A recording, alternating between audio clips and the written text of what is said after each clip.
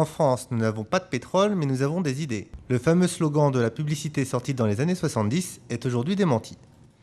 En Guyane, nous avons non seulement l'or noir, mais également de l'ambition. Jeudi soir a eu lieu la remise des prix de la Audi Business Competition qui vient récompenser nos jeunes entrepreneurs guyanais. Une compétition organisée en collaboration avec Réseau Entreprendre.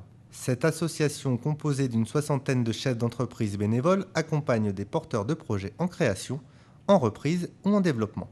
L'idée, c'est comment accompagner un nouvel entrepreneur. Depuis 25 ans, Réseau Entreprendre le dit, c'est qui mieux qu'un entrepreneur peut accompagner un nouvel entrepreneur. C'est exactement ce qu'on a déployé en Guyane depuis fin 2008. Donc maintenant, ça fait, on va fêter notre 4e année d'existence. Et en même temps, on a 60 chefs d'entreprise qui se sont mis au service des créateurs. Et aujourd'hui, on a 18 lauréats.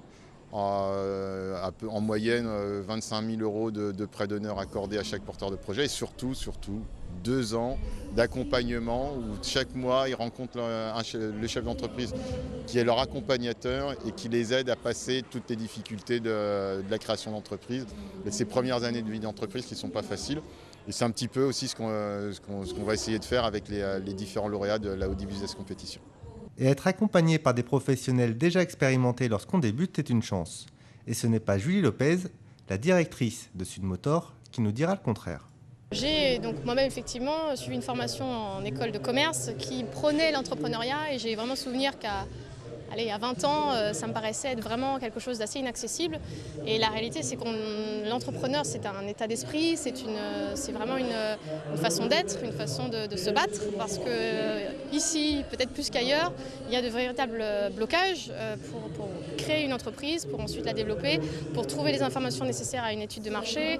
Voilà, on manque énormément d'informations et de données pour vraiment construire des études de marché. Moi, j'ai la chance d'évoluer à un poste de direction au sein d'un groupe, donc évidemment on a des ramifications en dehors de la Guyane qui nous permettent d'avoir accès à ces informations-là, mais je dirais qu'effectivement pour quelqu'un qui veut démarrer un business sur un secteur d'activité peut-être encore en friche, c'est compliqué, c'est vraiment compliqué, il va démarrer sans moi là.